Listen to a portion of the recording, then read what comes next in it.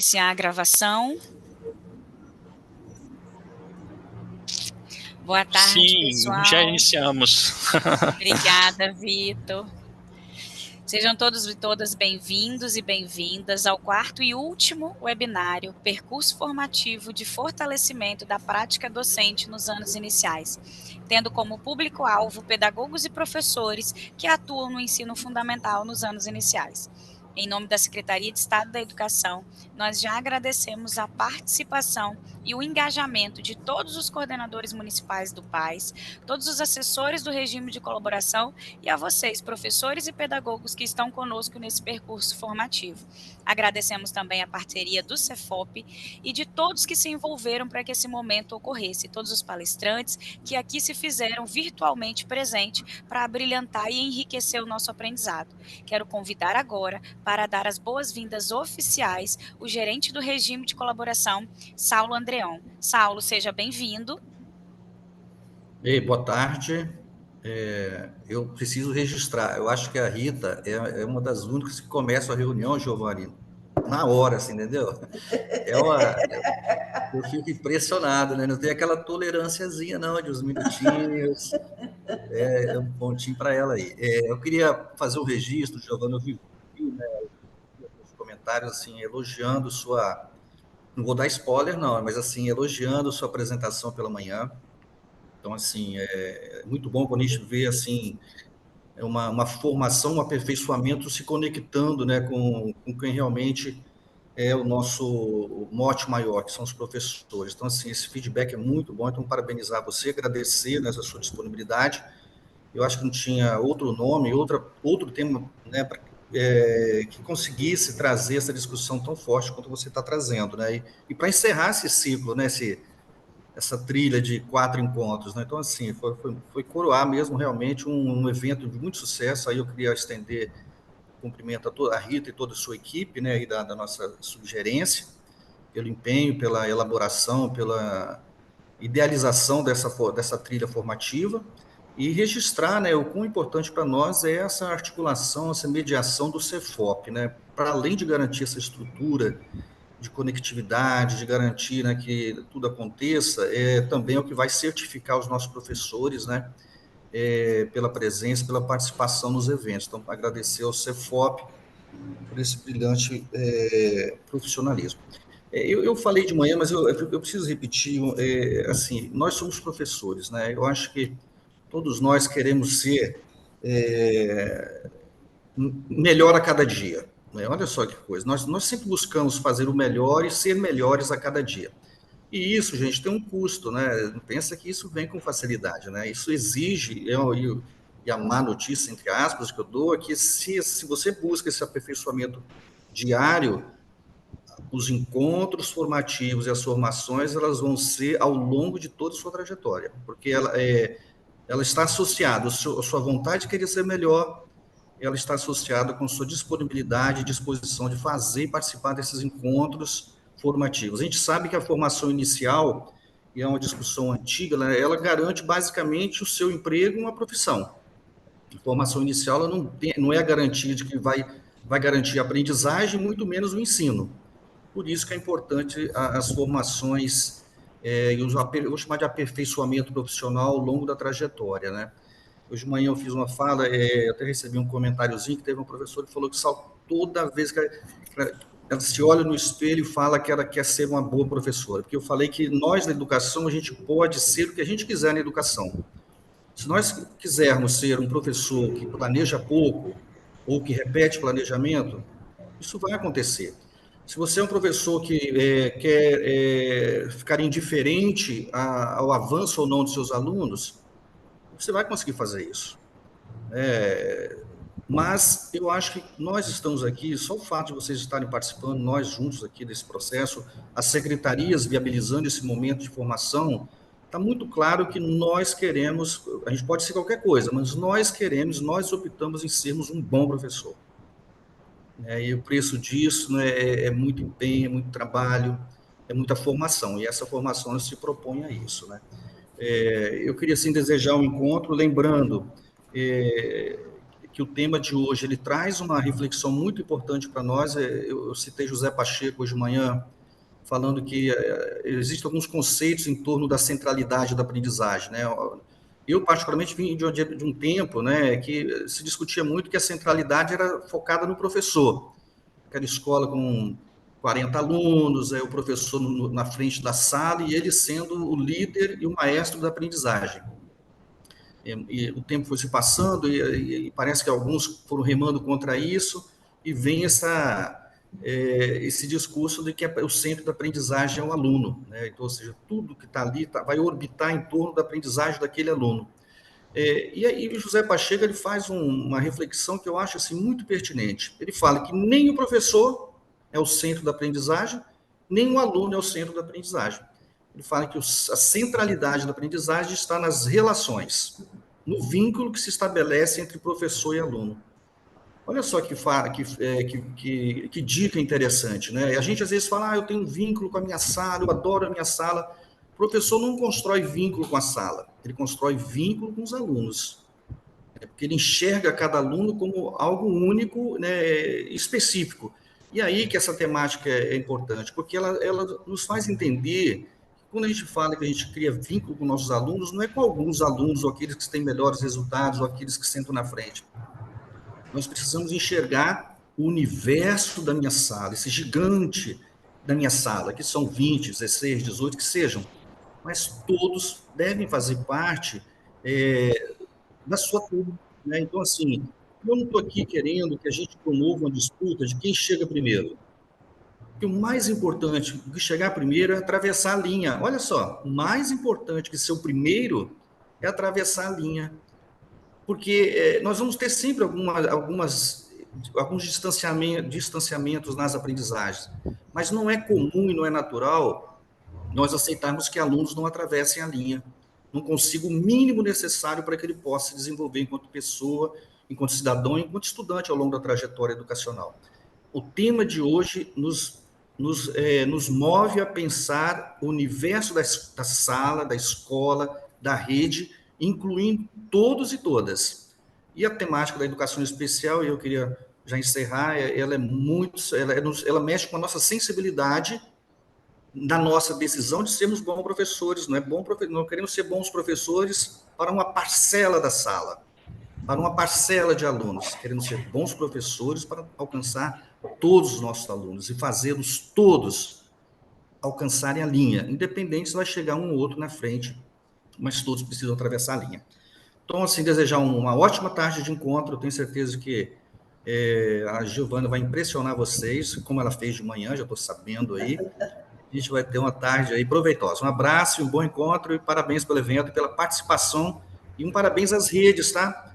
Que as redes municipais têm um compromisso com a formação dos professores.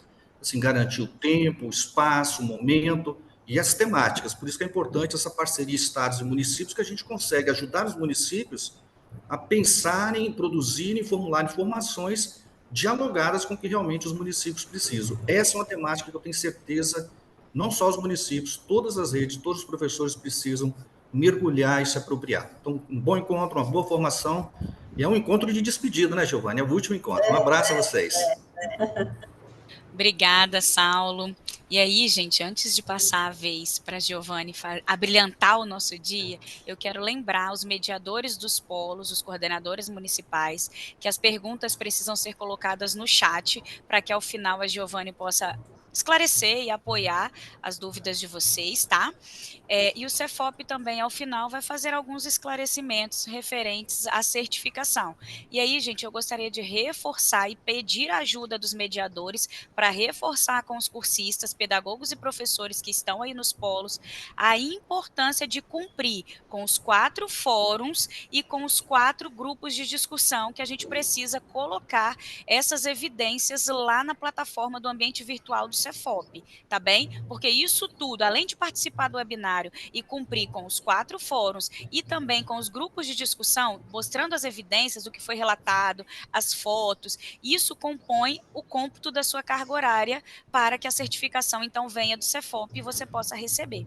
Então, não basta só assistir ao webinário, tem que concluir todas as atividades e o Cefop vai, no finalzinho do dia de hoje, reforçar um pouco mais isso com vocês. E agora sim, para ministrar nosso 4º webinário formativo com a temática Educação Inclusiva, Garantia do Direito à Aprendizagem, Giovanni Silva Berger Tonoli. Giovanni é graduada em Pedagogia pela Universidade Estadual de Carangola, Minas Gerais, especialista em Psicopedagogia Clínico-Institucional pela Ferlagos, especialista em Administração Escolar pela Unigran Rio, especialista em Políticas Públicas e Educação Especial na área de concentração, é mestre e doutor em Ciências da Educação na UFES e cursando pós-doutorado da UFES também. Atuou como técnica pedagógica referência da educação especial na Superintendência de Afonso Cláudio e atuou como supervisor escolar também. Hoje ocupa o cargo de assessora de educação especial na Secretaria de Estado da Educação, SEDU, Unidade Central. É com esse grande currículo que eu convido a palavra Giovanni. Seja bem-vinda, fique à vontade. Boa tarde. Me escutam bem, todos? Sim, Giovanni, sim. Uma boa tarde a todos. É um prazer estar aqui com vocês, né? Hoje pela manhã nós dialogamos bastante com um grupo grande de professores e agora à tarde a gente retorna para dialogar também com um novo grupo de professores. Em nome de Saulo, a gente parabeniza toda a equipe.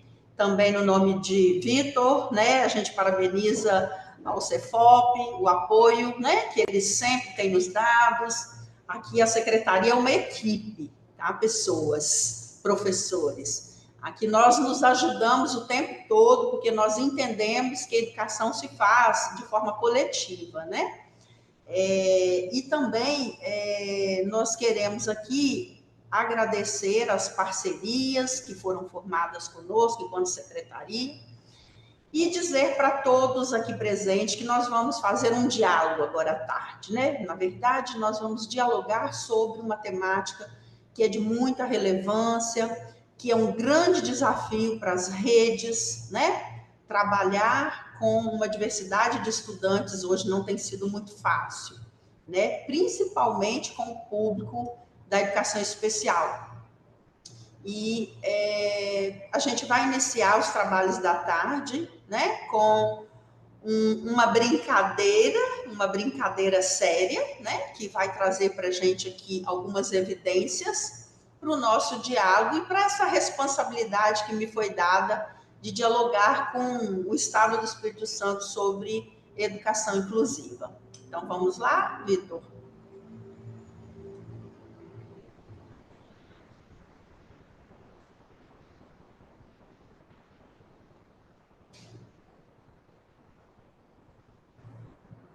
Estão conseguindo ver aí, Giovanni? Sim, sim. Sim? Tranquilo? Eu vou passar aqui esse primeiro slide. Você quer falar sobre os objetivos primeiro? Sim. Os objetivos, né, do nosso diálogo com vocês dessa tarde, né, é propiciar desenvolvimento profissional de educadores que atuam nas séries iniciais, com vistas a desenvolver práticas pedagógicas exitosas que superem desafios do processo educacional inclusivo, promover inovações metodológicas que ativem processos de aprendizagem e desenvolvimento dos alunos na perspectiva inclusiva e estabelecer ações colaborativas junto aos professores regentes e dimensionar formas de intervenções pedagógicas diferenciadas. E aí a gente inicia, então, né, com uma brincadeira séria, e aqui vocês vão acessar e vão estar com uma única palavra dizendo para a gente, né, quais são as expectativas de vocês para esse webinário, né? O que vocês esperam ao final do nosso diálogo. E aí tem os passos aqui que vocês precisam seguir para a gente iniciar.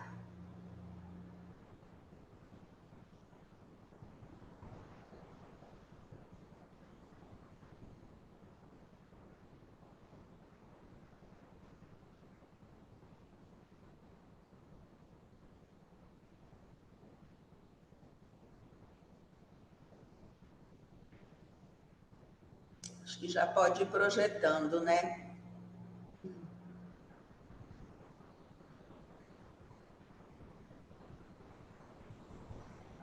Só um minutinho que o pessoal está respondendo ainda, Giovanni. Só um minutinho. Tá bom. Rapidinho. Tá bom.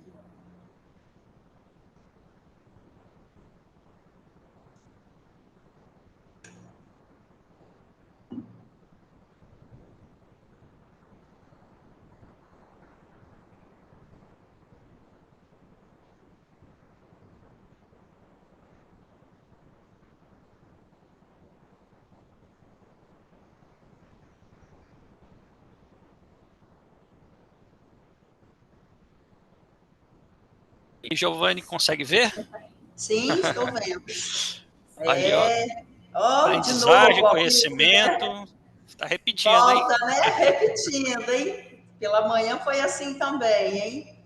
Ó, aprendizagem, conhecimento, aprendizado, né? Tá na centralidade aqui, né? Da nossa tarde, né? Desse diálogo.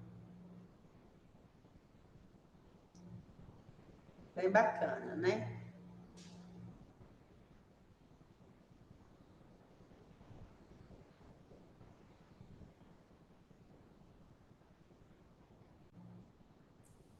Beleza, podemos seguir? Podemos seguir. Enquanto isso, o pessoal vai respondendo aí. Só um minutinho aqui. Nossa nuvem.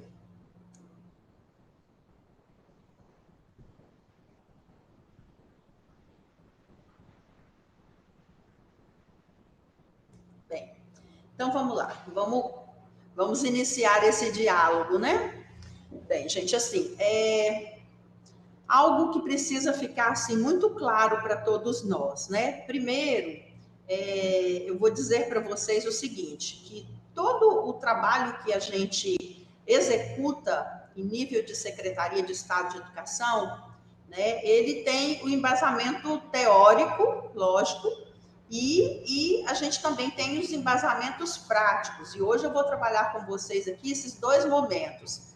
Não tem como a gente direcionar uma prática se a gente não falar da teoria, né? A gente precisa falar um pouco da teoria para a gente poder praticar, né? Não tem como praticar algo que a gente não conhece, algo que a gente não sabe. E o nosso país, o Brasil, né? Ele tem uma política de educação especial na perspectiva da educação inclusiva. Essa política, ela foi implementada no Brasil em 2008. Em 2010, a Secretaria de Estado de Educação implementou a política estadual de educação especial na perspectiva da educação inclusiva, né? Então, de 2008 a 2010, foram 2 anos, né, que o nosso Estado precisou para fazer todo um estudo e implementar a política. Nós estamos em 2023, então a nossa política, ela é uma pré-adolescente, ela tem 13 anos de idade, né? E nesses 13 anos, muita coisa aconteceu e tem muita coisa para acontecer ainda. Então, nesses 13 anos, muitas implementações políticas aconteceram, né? Aqui nesse primeiro slide, a gente traz para vocês um panorama, né, que norteou os marcos legais que nortearam a política do Estado do Espírito Santo. Dizer para vocês ainda que o Brasil, ele é signatário da política de educação inclusiva. Então, a nossa política de país e política de Estado é inclusiva, certo? E aí os marcos legais que nos embasaram para construir e implementar a nossa política, e a gente implementa ela todo ano, né? Todo ano eu publico uma nova diretriz, todo ano eu publico uma normativa, eu publico uma portaria, né? Porque as legislações mudam, né? Então, se as legislações mudam, os direcionamentos e as nossas práticas também precisam mudar. E aí, aqui eu trago para vocês a Constituição Federal, né? Se a gente fizer um resgate histórico aqui dos marcos legais, né? A Constituição Federal, ela é de 88. A LDB, ela é de 94. Depois nós temos a Política Nacional, que é de 2008. Nós temos a Resolução do Conselho Nacional de Educação, que publica as diretrizes para financiamento da educação especial no país, ela é de 2009. Nós tivemos, após, a diretriz estadual, que é de 2010. Depois nós temos a resolução do Conselho Estadual de Educação, que é de 2014, que regulamenta a oferta da educação especial na perspectiva da educação inclusiva do Estado do Espírito Santo. E, por fim, nós temos a LBI, que é a Lei de Diretrizes, que é a Lei Brasileira de Inclusão, né, que ela é de 2015.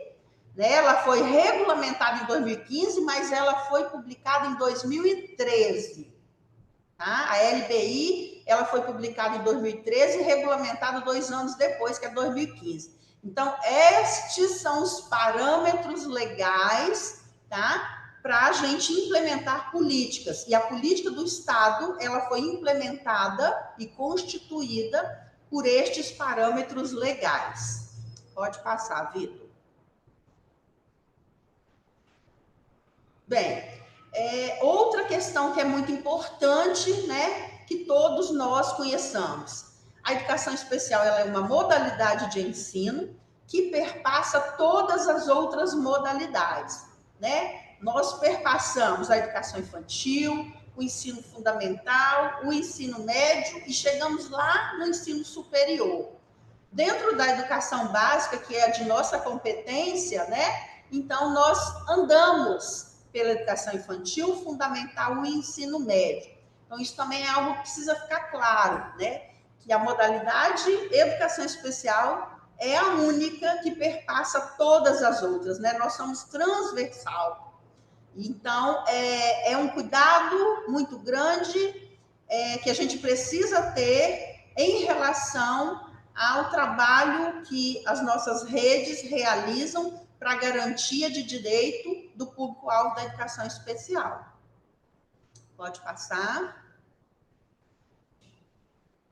Bem, reconhecer o direito de cada um ser garantindo oportunidades iguais para todos e estratégias diferentes para cada um. Eu acho que isso é importante que nós, professores da educação básica, saibamos. A gente precisa garantir oportunidades iguais para todos. Isso é equidade.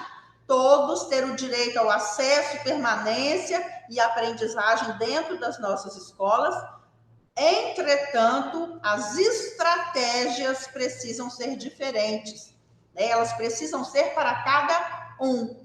Então, a gente precisa pensar nesse estudante, público-alvo da educação especial, que está matriculado, que está nas nossas escolas, nas salas de aula, pensar em estratégias diferentes de acordo com o nível de aprendizagem de cada estudante, de modo que todos possam participar e aprender, independentemente de sexo, idade, religião, origem étnica, raça ou deficiência. Esse, sim, é o papel da escola. E quando é assim, a hipótese de deficiência nada mais é do que uma característica dentre tantas outras que compõem o universo da sala de aula e orientam o trabalho do professor. Então, a educação inclusiva é um direito de todos. E o nosso grande desafio é como que a gente ensina a todos? Quais são as melhores estratégias, melhores metodologias e recursos que nós podemos utilizar em sala de aula para que todos os nossos estudantes tenham acesso ao currículo escolar. Esse é o nosso gargalo, né? E hoje a gente vai falar um pouco disso com vocês e nós vamos dar pistas, sugestões de como que vocês podem fazer isso para garantir esse direito do estudante. Pode passar. Bem, então, se a gente está falando da educação para todos, a gente precisa começar a refletir sobre alguns aspectos, né? Quando que a educação especial de qualidade acontece nas escolas? Primeiro, quando a escola entender que todos podem aprender. Se todos entenderem, né? E eu digo todos, é toda a equipe escolar, gestão, docentes, discentes, se todo mundo entender desse espaço físico chamado escola, que todo aluno pode aprender, então a gente já está pensando, né, numa educação especial com qualidade. Segundo, pode passar, Vitor. Quando as práticas pedagógicas contemplarem todos os estudantes, né? Quando a gente pensar no nosso planejamento, quando a gente elaborar uma atividade, pensar num conteúdo que a gente vai explicar, que contemple todos os estudantes. E terceiro, quando todos entenderem o sentido da equidade. O que significa equidade dentro da nossa escola, dentro das nossas redes, né? Então, isso são três reflexões importantes que a gente precisa fazer antes da gente pensar na educação inclusiva, né? Nessa garantia de direito, ou seja, a não violação de direito. A gente não pode violar direito de nenhum estudante. Pode passar. E educação inclusiva, numa escola inclusiva, né? O aluno é sujeito de direito e foco central de toda a ação educacional. Garantir a sua caminhada no processo de aprendizagem e de construção das competências necessárias para o exercício pleno da cidadania é, por outro lado, o objetivo primeiro de toda a ação educacional. Pode passar. A prática inclusiva é um processo contínuo e coletivo. E quando a gente diz que é contínuo e coletivo, porque é um desafio. Não é tão simples assim pensar num estudante, por exemplo, com deficiência intelectual grave, um autista de nível 2 ou nível 3, um paralisado cerebral, né? Um estudante que é cego, um estudante que é surdo. Não é tão simples. Ou um estudante que tem uma deficiência múltipla, associado ainda, né, que isso é muito comum hoje nas nossas redes, a um TDAH, né, ou outras comorbidades. Isso é muito comum a gente encontrar nas redes. E quando a gente fala que essa prática ela é contínua e ela é coletiva, porque ela não se faz apenas na educação especial. Não é o professor da educação especial que promove a prática inclusiva. Nós somos a parceria da docência escolar. A educação especial, ela trabalha em parceria com o professor regente, para a gente garantir o direito desses estudantes. E ela é contínua, né? É todo dia, porque todo dia a gente entende e compreende como que esse estudante aprende. E todos têm o direito de estar e de aprender na escola, e todos os estudantes têm o direito à diferença sempre que houver necessidade de alguma diferenciação para garantir participação e aprendizagem. Então, estão vendo? O direito é igual para todos, mas no momento que ele precisar de uma prática diferenciada, nós precisamos garantir, porque ele não vai conseguir acompanhar e desenvolver igual a todos os outros. E aí que entra o viés da educação inclusiva. É aí que os profissionais da educação especial entram para atuar junto com vocês.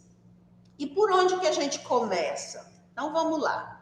Primeiro lugar, avaliação diagnóstica.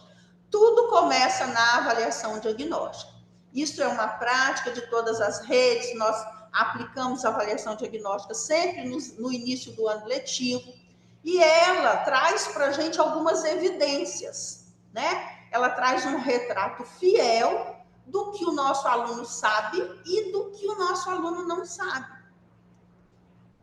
Certo? Depois da avaliação diagnóstica, a gente pode passar, a gente precisa pensar o seguinte: para que serve essa avaliação diagnóstica para esse estudante? Ou para todos os estudantes?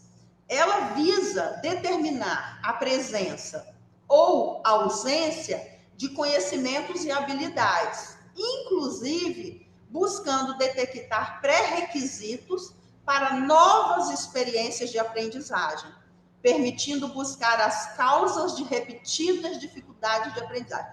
Então, a avaliação diagnóstica, ela vai dizer para a gente assim, ó, o aluno, ele tem presença ou tem ausência de alguns conhecimentos.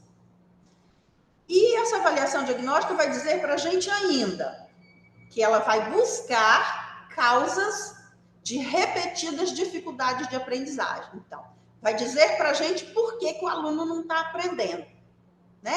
Para a gente pensar nas nossas intervenções, para a gente pensar na prática, né? Como é que a gente vai garantir o direito desses estudantes. Pode passar.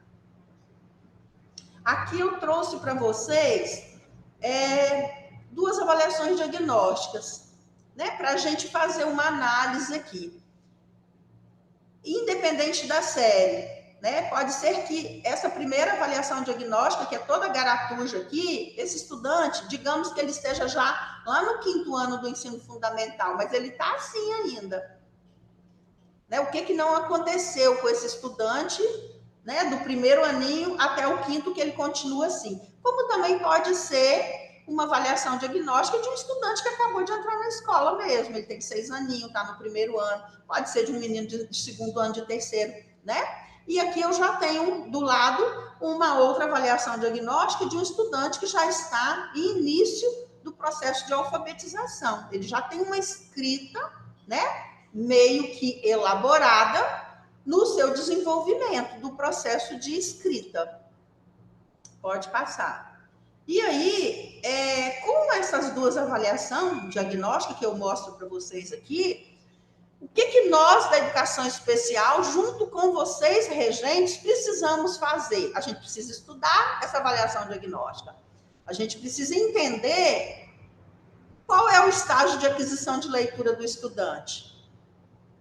Ele está no logográfico, porque a educação especial, para pensar no plano de atendimento educacional especializado, ela precisa entender dos processos, né, cognitivos do estudante, esse processo de leitura e de escrita, né, entender o nível de aprendizagem dos estudantes, e isso quem domina muito bem são os professores regentes. Por isso que nós precisamos trabalhar em parceria com vocês, para juntos a gente pensar num trabalho colaborativo. E aí, se o aluno estiver no logográfico, significa o quê? Uma pseudo-leitura, palavra reconhecida como imagem, com acesso sem tratamento linguístico. Ele está no alfabético, né? O que é isso? Que estágio é esse? É a mediação fonológica, correspondência entre escrita e oralidade, uso de regras de conversão fonema e grafema. Ele está no estágio ortográfico, são palavras analisadas em unidades ortográficas maiores do que o fonema, morfemas ou palavra como um todo. A educação especial precisa saber disso. A gente precisa entender esses estágios para a gente pensar nas nossas intervenções. A educação especial, ela nada mais é do que metodologia, estratégia e recurso. Nós somos especialistas nisso. E cada um de nós, na sua deficiência, ou na deficiência intelectual, ou na auditiva, ou na visual, ou no autismo, ou em altas habilidades, certo? Nós somos a parte especializada do processo, mas nós precisamos entender esses processos, né, cognitivos dos nossos estudantes para a gente propor junto a vocês o plano de atendimento educacional especializado. Pode passar. Depois, a gente tem análise do estágio do desenvolvimento da escrita. A gente tem da leitura e a gente tem da escrita. Eu também preciso entender em que nível que o meu estudante está. Né? Ele está no nível pré-silábico? O que é o nível pré-silábico? Né? É a ausência de relações claras entre oralidade e escrita. É a descoberta de que desenhar e escrever não são a mesma coisa.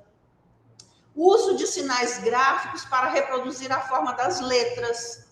Ordenação linear da escrita. Então, a gente traz vários exemplos aqui. Muitos estudantes com deficiência intelectual moderada a grave se apresentam nesse estágio. Às vezes, um autista de nível 2 ou nível 3 também se apresenta nesse estágio. Então, é importante que a gente conheça isso, é importante que a gente discuta isso com você, professor regente, nos nossos momentos de planejamento. Pode passar.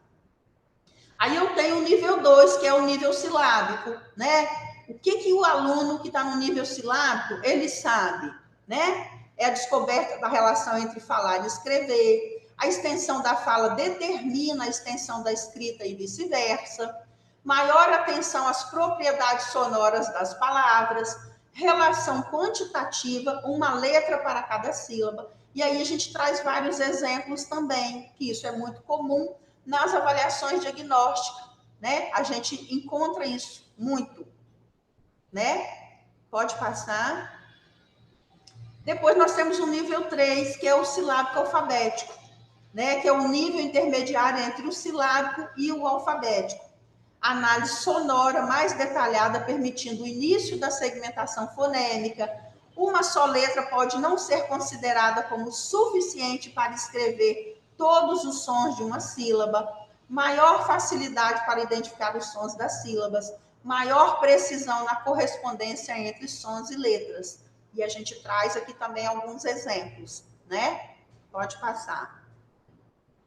E, por fim, o nível alfabético, né? Muitos estudantes nossos estão chegando nas séries finais do ensino fundamental ou do ensino médio e não estão alfabéticos.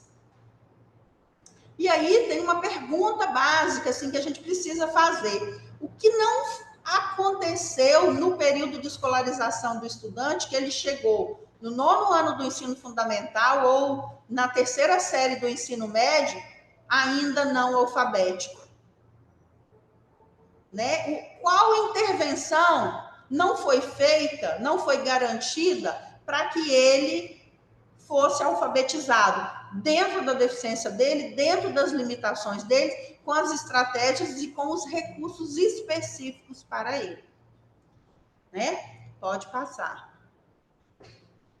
E aqui só um quadro para demonstrar o que a gente falou até agora, né? Que são as correspondências, oralidade e escrita, né? A oralidade e a escrita. O que o estudante precisa, né, aprender dentro do processo de ensino-aprendizagem dele, ou seja, dentro das séries que ele vai cursando, o que ele precisa aprender. Em qual série que a gente define qual o objetivo que ele precisa entregar para nós, ou seja, o que esse estudante entrega para o seu professor no final do ano letivo, naquela série que ele está. Quais intervenções nós conseguimos fazer, o que ele aprendeu e o que ele não aprendeu. E a gente precisa registrar isso, a gente tem que ter isso muito claro, esses registros têm que ficar claros, porque senão nós vamos ter muita dificuldade para fazer o melhor atendimento educacional especializado que ele tem direito. Pode passar.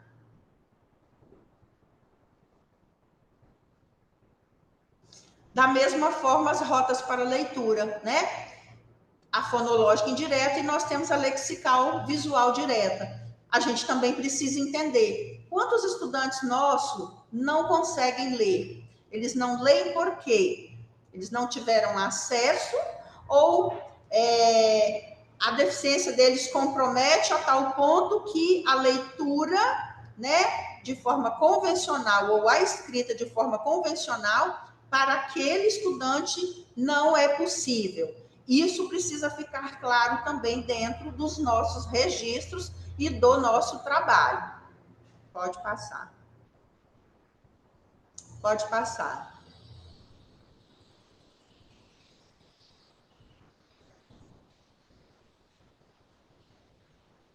Bem, então, feito isso, tudo isso que a gente falou até agora estava diretamente ligado à avaliação diagnóstica, né?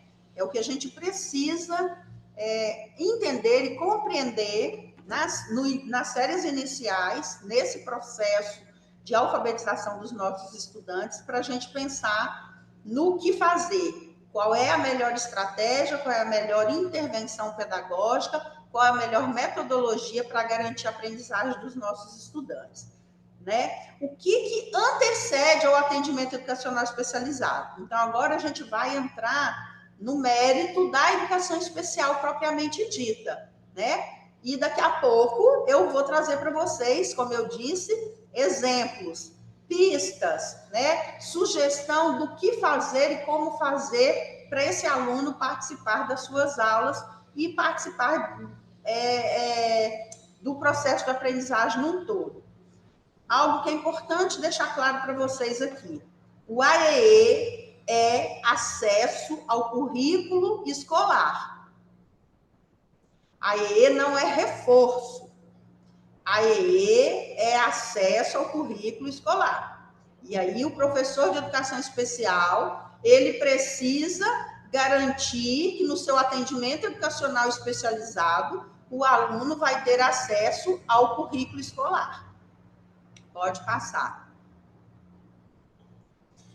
Bem, feita a avaliação diagnóstica, a gente tem, então, o próximo passo. A gente já tem o retrato do estudante, já sabemos, né, o que ele sabe, o que ele não sabe. Agora a gente precisa elaborar o estudo de caso dele. Agora a gente precisa de informações mais detalhadas antes da gente pensar no PAEE, né, que é o Plano de Atendimento Educacional Especializado. E o estudo de caso, ele acontece de forma exploratória, descritiva, ou através de pesquisas explicativas, né?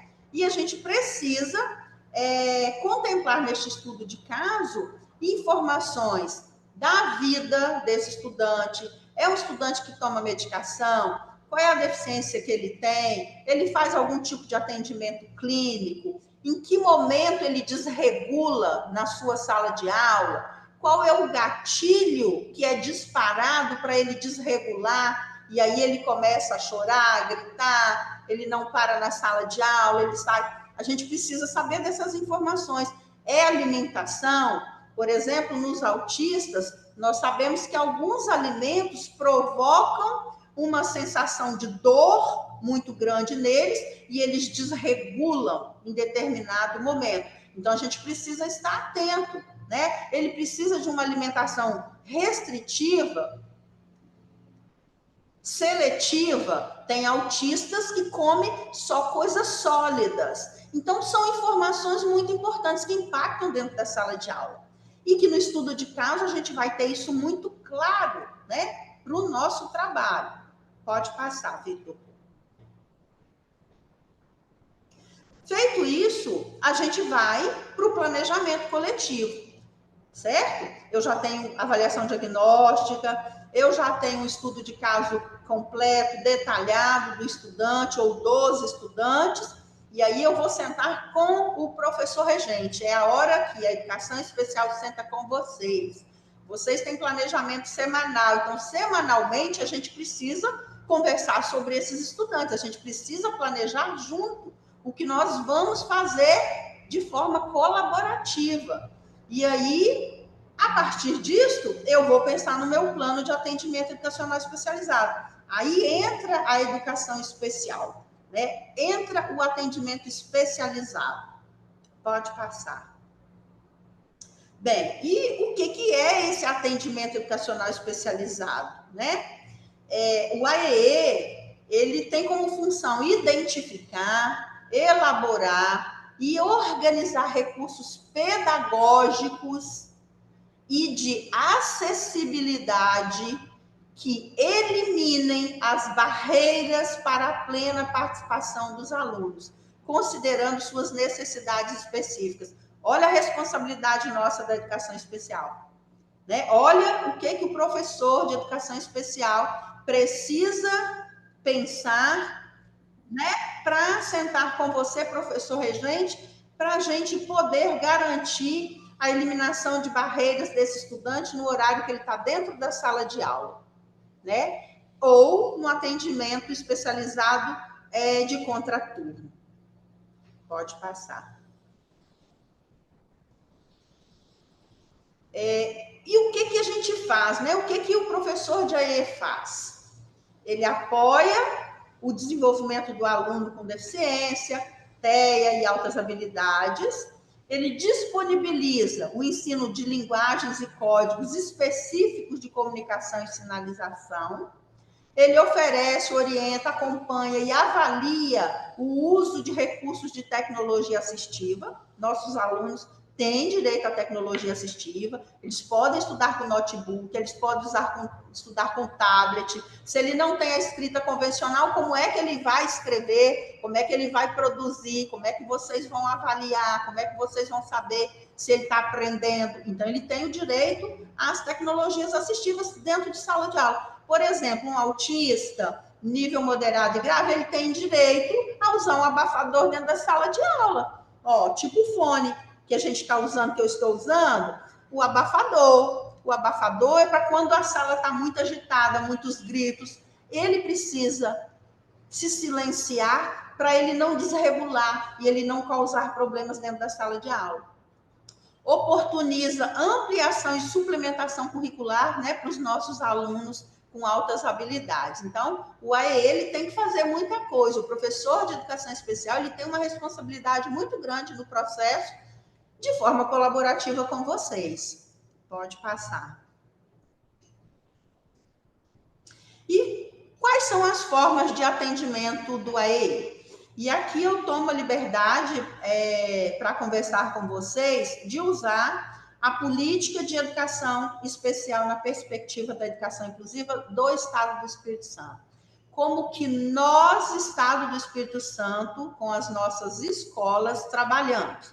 Porque nós entendemos que cada município tem a sua política de educação especial e cada município faz as suas implementações, né? Só para efeito de informação para todos vocês, nós temos hoje 78 municípios. Destes, 29 municípios têm sistema municipal de ensino.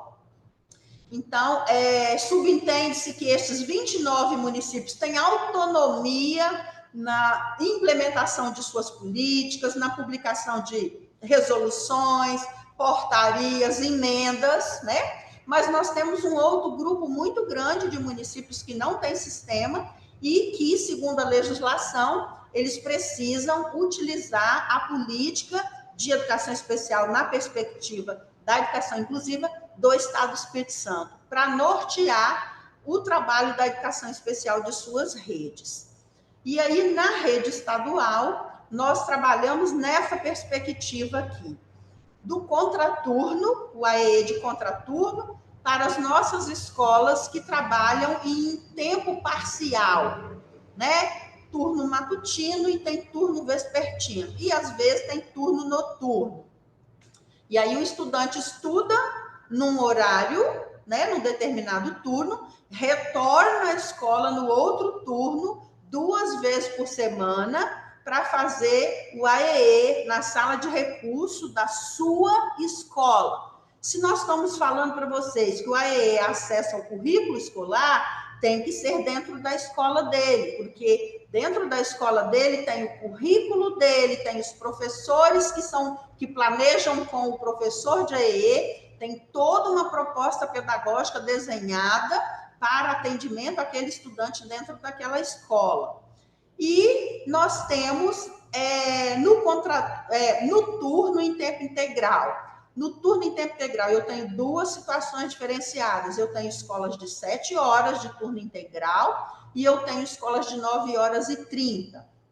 No caso de escolas de 7 horas, a gente tem 2 possibilidades do atendimento educacional especializado.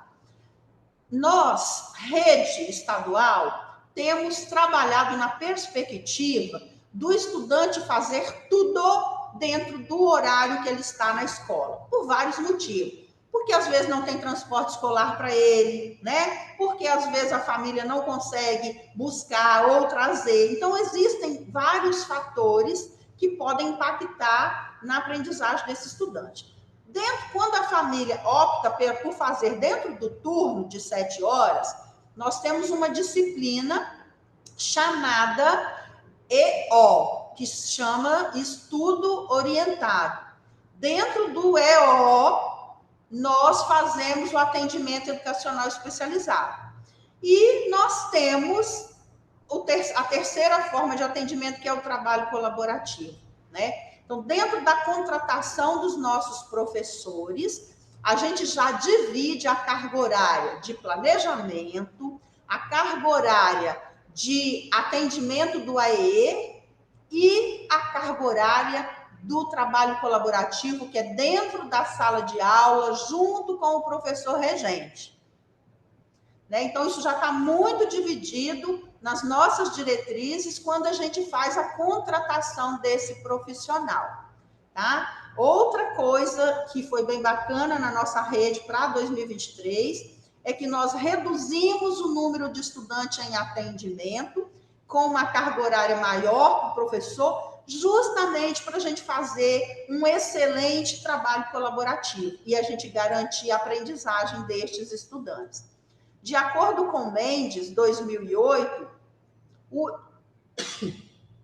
o ensino colaborativo se constitui como um modelo de prestação de serviço de educação especial, no qual um educador comum e um educador especializado dividem responsabilidades de planejar, instruir e avaliar a instrução a um grupo heterogêneo de estudantes.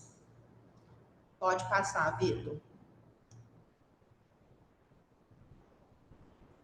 E o AEE, ele, nas diferentes etapas e modalidades de ensino, como é que ele acontece, né?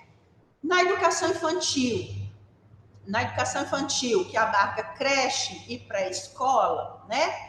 É feito no contexto da instituição educacional, que requer a atuação do professor do AEE nos diferentes ambientes, tais como no berçário, no solário, no parquinho, sala de recreação, refeitório, entre outros, onde as atividades comuns a todas as crianças são adequadas às suas necessidades específicas.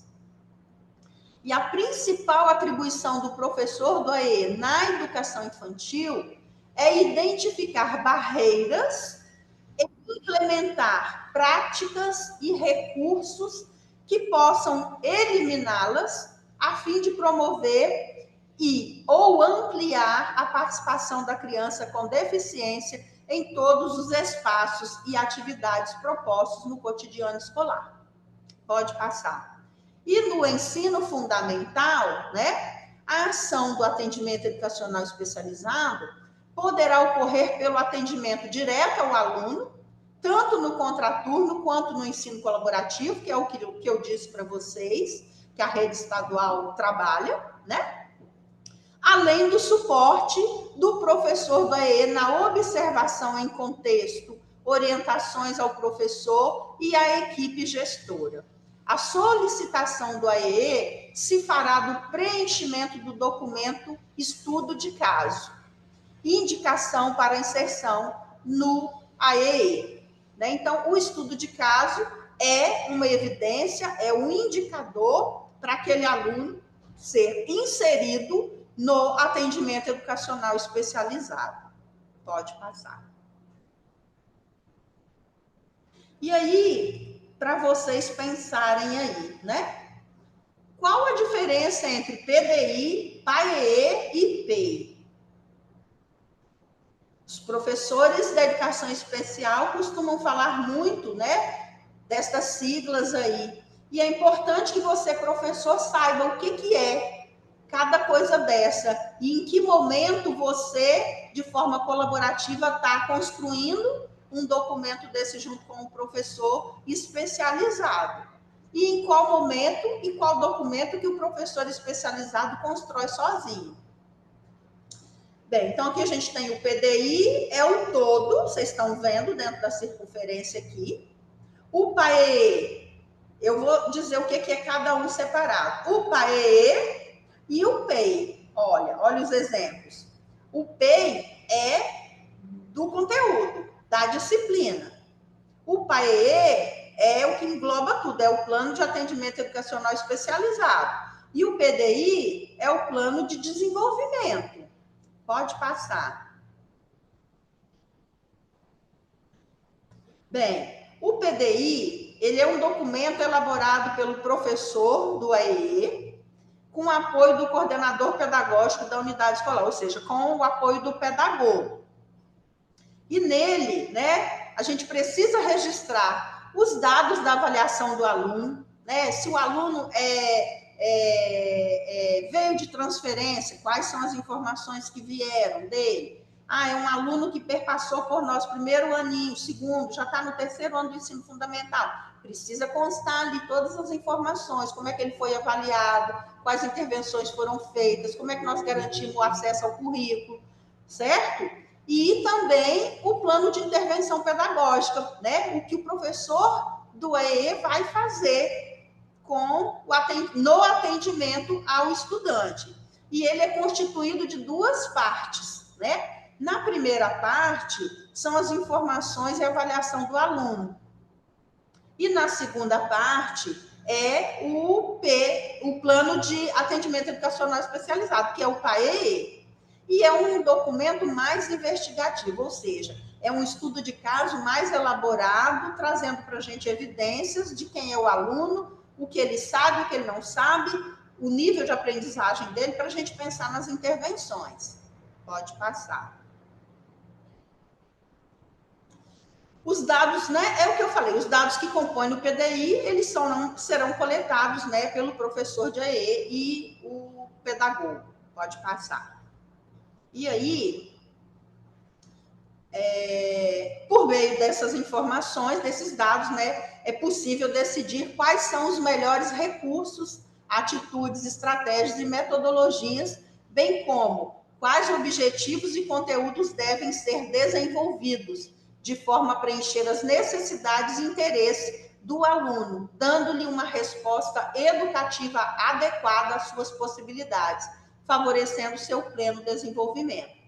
No caso do professor de AE, né, que atua na sala de recurso, a avaliação faz parte do seu plano de trabalho, a fim de elaborar o planejamento para o aluno. Precisa identificar quais são os elementos facilitadores e quais as barreiras que estão dificultando a aprendizagem do aluno na escola e na sala de aula. Também propicia a identificação das necessidades educacionais especiais vinculadas ao próprio aluno, as quais dificultam ou impedem a sua aprendizagem escolar, né, que ela ocorra. Pode passar.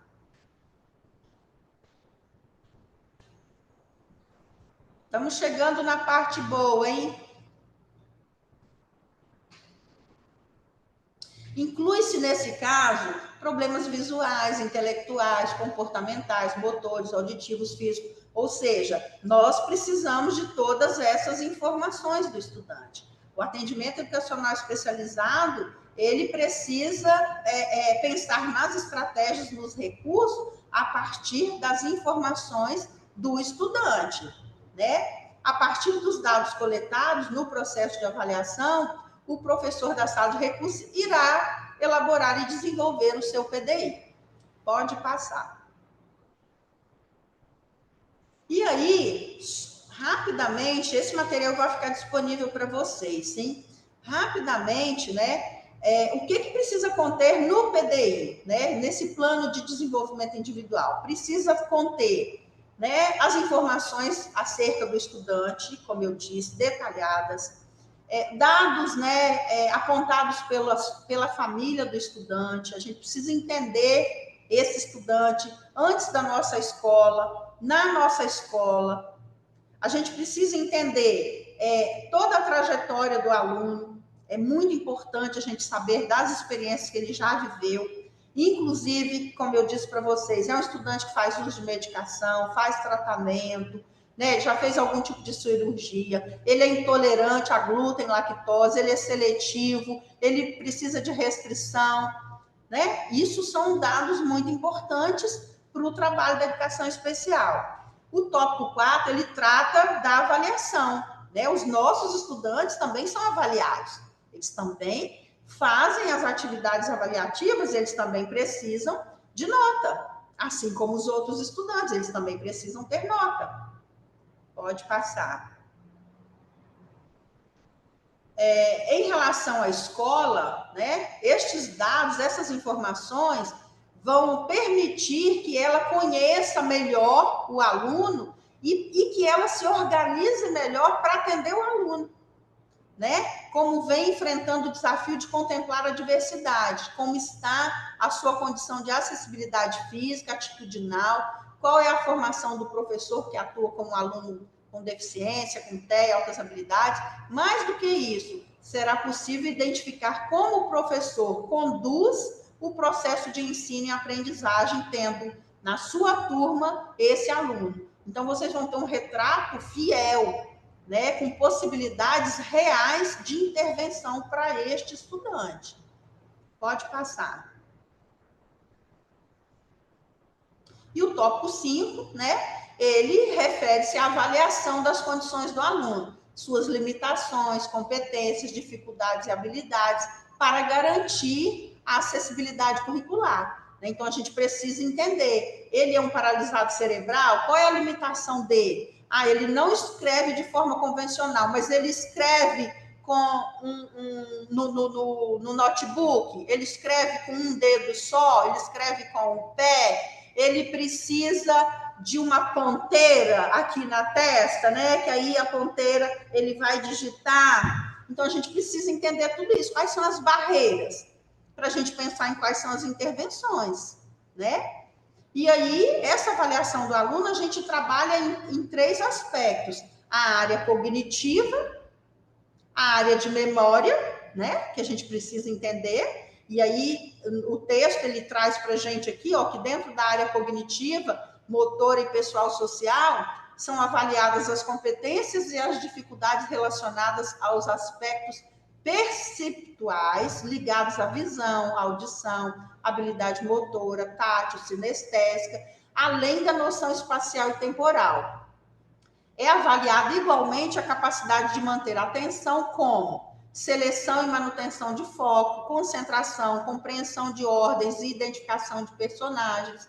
A memória é avaliada considerando-se a memória auditiva, visual, verbal, numérica, enquanto a avaliação da linguagem analisará as potencialidades e as dificuldades apresentadas pelo aluno quanto à compreensão da língua oral, a expressão oral, a leitura, a escrita e ao uso de outros sistemas linguísticos, como Libras, comunicação alternativa, o Braille, e de diferentes formas de representação simbólica. Então, a gente precisa compreender tudo isso para a gente poder garantir, né, o direito deste estudante ao acesso ao currículo escolar.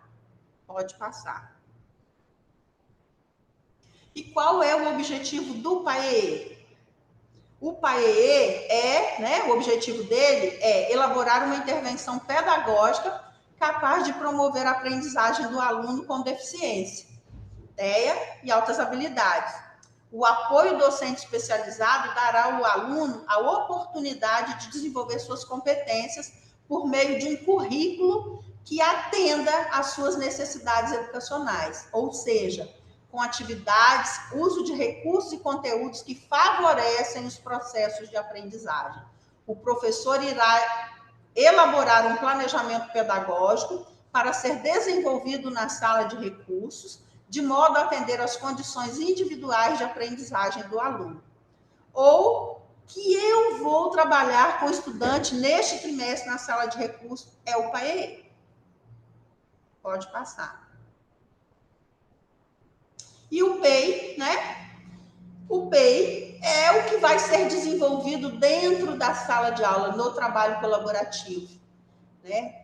Aqui na rede estadual, nós elaboramos um conjunto de documentos de orientação para o professor especializado, né, que compõe para os diretores também, supervisão escolar, que compõe todos os instrumentos que o professor especializado, junto com a escola, precisa construir, né? Aí nós temos o PAEE, que é o Plano de Atendimento Educacional Especializado, que ele usa na hora que ele está atendendo o aluno, ou no contraturno, ou lá na aula de EO, mas ele também precisa construir o PEI, né? Que é um instrumento das aulas do trabalho colaborativo, ou seja, o que eu vou fazer dentro da sala de aula, junto com o professor regente, em determinada aula, em determinado dia, em determinada disciplina. Isso tem que estar planejado. Eu não posso entrar na sala de aula, sentar do lado do aluno e ficar olhando. Eu estou ali colaborando. Eu estou ali. Vai ter momento que no trabalho colaborativo, o professor de educação especial vai passar alguma atividade no quadro para o professor regente sentar do lado do aluno para poder acompanhar o processo de aprendizagem. E vice-versa. Isso é o trabalho colaborativo, mas isso tem que ser planejado. Eu preciso saber o que vai acontecer dentro da sala de aula, naquele dia, naquela hora, naquele momento, e eu preciso planejar quais recursos, quais estratégias que eu preciso providenciar para que o aluno tenha acesso àquela aula, que o aluno seja um estudante participante ali dentro, naquele momento. Pode passar. E aí, né, a gente vai entrar agora na parte que é bem prática, que a gente vai trazer sugestões agora para vocês. O que a gente precisa pensar aqui? Para a construção desse PAEE, né, o professor de educação especial, ele precisa considerar que o AEE é acesso ao currículo escolar, não é reforço, o aluno não é do professor da educação especial, o aluno é da turma, é da sala de aula, é do professor regente. A educação especial não é regência, a educação especial é atendimento. Isso precisa ficar claro. O trabalho colaborativo, como é que ele vai acontecer? Como é que a gente trabalha de forma colaborativa? Como é que a gente planeja coletivamente? O currículo adaptado e atividades adaptadas. Eu acho que o nosso desafio está aqui, ó, currículo adaptado e nas atividades adaptadas. É o que a gente vai trabalhar com vocês agora. Pode passar.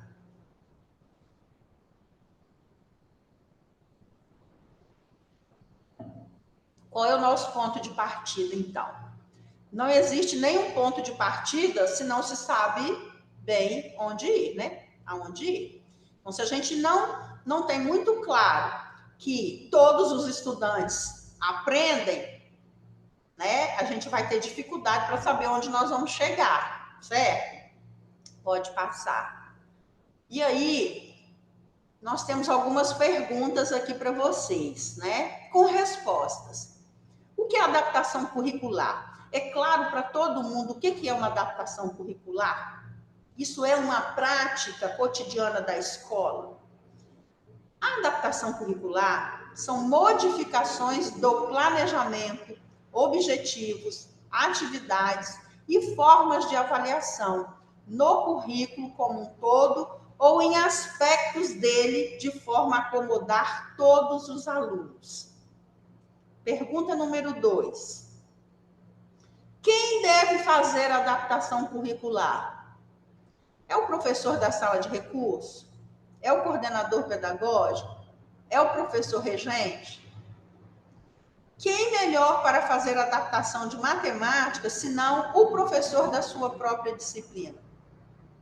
Quem conhece os conteúdos da disciplina? Quem conhece os conteúdos da BNCC? É o professor regente. Mas aqui nós entramos de forma colaborativa. A educação especial é a parceira do professor regente para a gente pensar nessa adaptação do currículo. Ele é a pessoa mais adequada para fazer por conhecer detalhadamente todos os tópicos de conhecimentos previstos para aquela disciplina de acordo com a BNCC. Próxima pergunta. É obrigatório fazer adaptação curricular? Sim. Desde 1996, na LDB. O artigo 59 já dizia para nós: os sistemas de ensino assegurarão aos educandos com necessidades especiais currículos, métodos, técnicas, recursos educativos e organização específicos para atender às suas necessidades. Então, já dizia para a gente lá na LDB que o aluno público-alvo da educação especial tem direito à adaptação do seu currículo, ele tem direito a métodos diferentes, recursos diferentes, né? E que atendam às suas necessidades. Pode passar. Em 2013, a nossa LDB foi alterada. O artigo 59 foi alterado. Mudou o texto, né? No de 96, falava estudantes com necessidades especiais. Em 2013, traz educandos com deficiência, transtorno global do desenvolvimento e altas habilidades. O transtorno global do desenvolvimento já caiu, já também não existe, agora é TEA. E continua garantindo a mesma coisa, né? Foi alterado o artigo, mas continua dizendo currículo, método, técnica, recurso, né? Então, assim, é direito e a gente precisa trabalhar nesse desafio, aprender a fazer isso. Como é que nós vamos fazer um currículo adaptado para esse estudante? Como é que nós vamos fazer atividades adaptadas para esse estudante? E depois, em 2015, né, a LBI ela traz isso de novo para a gente, para reforçar, garantir seu pleno acesso ao currículo em condições de igualdade, promovendo a conquista e o exercício de sua autonomia. Plena significa completo, inteiro, ou seja, sem pular etapas. Pode passar. Bem, eu disse para vocês que a LDB já disse que a gente precisa garantir esse currículo adaptado para o estudante, né? E a gente tem nas legislações, né? Existem dois tipos de adaptações obrigatórias por lei, que é o que a gente precisa trabalhar. Nós precisamos avançar, nós precisamos estudar e aprender a fazer. Uma delas é a adaptação do currículo. Adaptar o currículo é trabalhar o objetivo educacional certo para o aluno com defasagem curricular, independente de idade e ano escolar atual. Por exemplo, se vocês estão trabalhando um determinado conteúdo, vamos escolher uma série, terceiro aninho, vou pegar o terceiro aninho do ensino fundamental, vocês vão escolher língua portuguesa. São vários os conteúdos que vocês precisam trabalhar em língua portuguesa.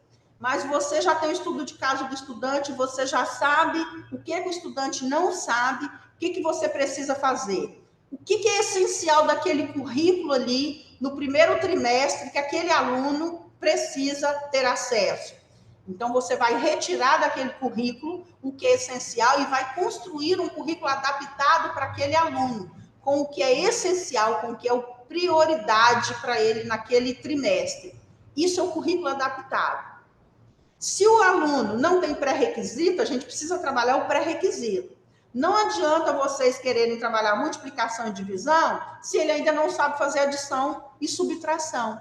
Isso precisa ficar claro nesse currículo adaptado. Isso tem que ficar claro para a família, para toda a escola, para todos. Que o aluno, no primeiro trimestre, vai ter um currículo adaptado porque ele ainda não consolidou isso.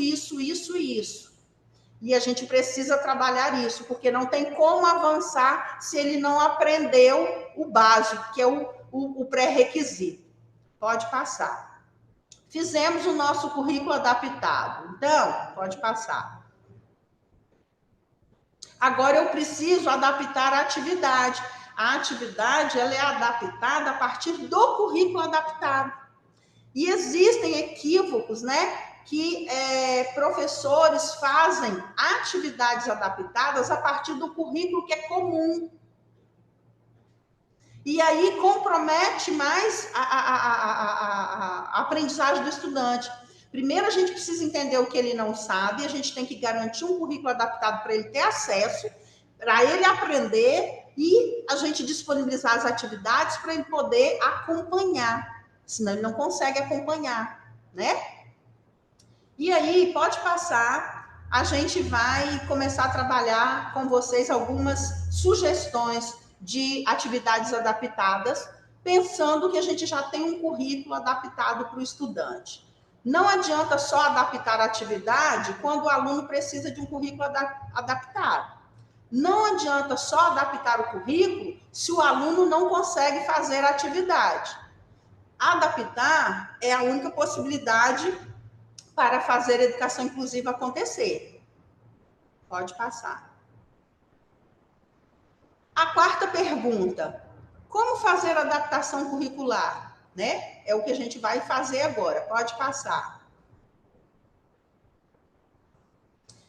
E a quinta pergunta, que isso é algo que incomoda muito, né? Se o aluno não tem pré-requisito, por exemplo, chegou numa determinada série, mas não tem o pré-requisito básico, aí a gente precisa fazer algumas perguntas para a gente. Como é que ele chegou em determinada série e a gente não conseguiu trabalhar os pré-requisitos? O que não foi possível? A gente não conseguiu garantir um currículo adaptado para ele, nós não conseguimos fazer as intervenções, ele não teve acesso a uma tecnologia assistiva, ele não utilizou as diversas possibilidades para desenvolver o pré-requisito, para ele ter continuidade na sua escolarização. Então, isso é importante a gente saber, para a gente pensar nesse currículo adaptado. Pode seguir. PAEE não é currículo adaptado. O plano de atendimento educacional especializado, ele é diferente de um currículo adaptado. Currículo é o que será ensinado. Plano de atendimento é como será ensinado. Pode passar. Cada aluno pode ter um currículo adaptado e um plano de atendimento individualizado, ou um ou outro, ou os dois juntos, se necessário. No currículo adaptado devem estar estruturados os objetivos acessíveis para o aluno com deficiência hoje. Acessível é o que tem alta probabilidade de ser alcançado em um ano letivo, então tem que ficar claro, né? O que é possível que esse aluno consiga ter acesso até o final do ano, no primeiro trimestre, no segundo e no terceiro. Essa melhor forma deve ser baseada em evidências e fazer funcionar para a individualidade do aluno. E quanto mais clareza o professor tem do que ensinar e como ensinar, sem segregar, mais verdadeiramente incluído o aluno será. Pode passar. Então, vamos lá para a prática agora. Vamos trazer algumas atividades, né, adaptadas para a gente usar aí com os nossos estudantes. Pode passar. Bem, adaptação de atividade, né? Nós temos dois tipos de adaptação de atividades. Adaptar a forma de registrar e adaptar a forma de exercitar. Como que vocês estão registrando a aprendizagem dos estudantes? Se o estudante não tem a escrita convencional, como é que vocês registram isso? De que forma vocês registram, né? E como que ele exercita isso, a aprendizagem dele? Se ele for um estudante com um comprometimento de moderado a grave. Qual a evidência que vocês têm se ele está aprendendo ou não?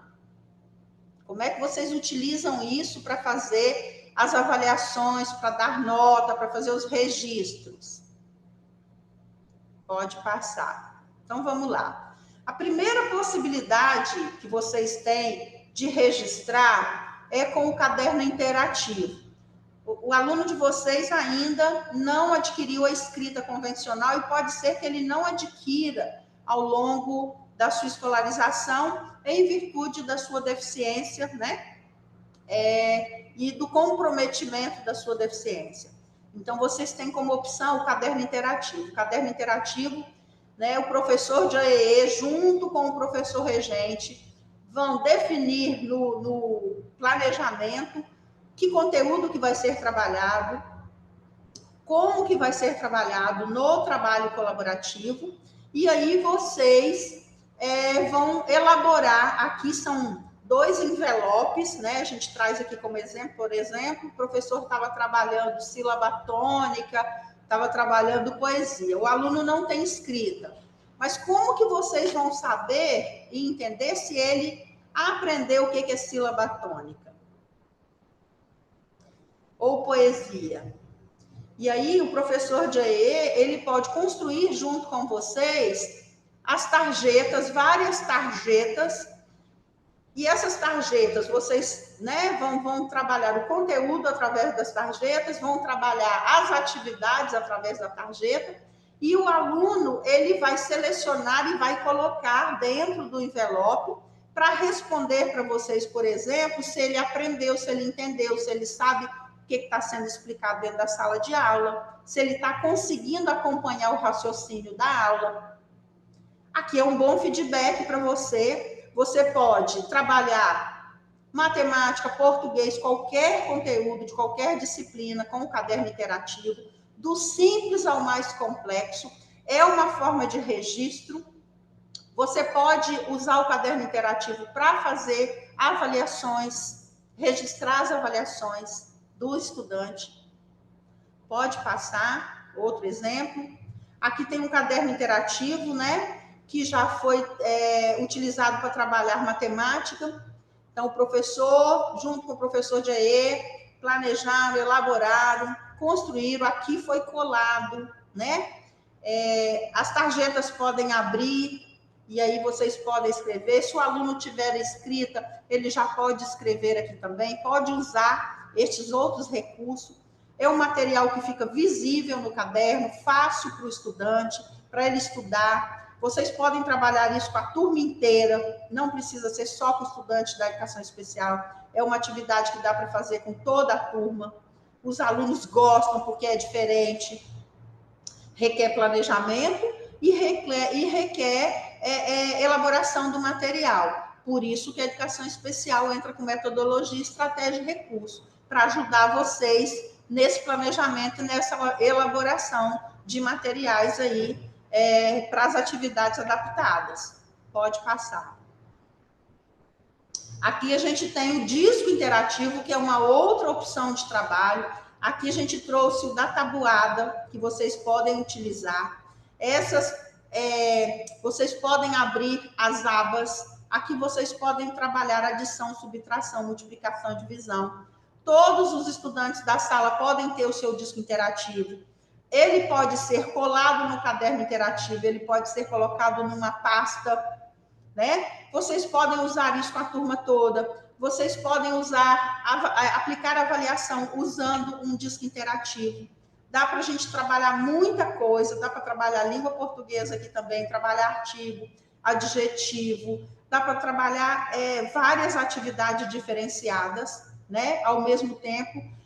No caso da tabuada, fica tudo em um lugar só, né? Para o aluno é importante que ele não tenha muitas opções de materiais, é importante que ele tenha o seu material mais resumido, de uma forma mais visual. Vocês podem aqui trabalhar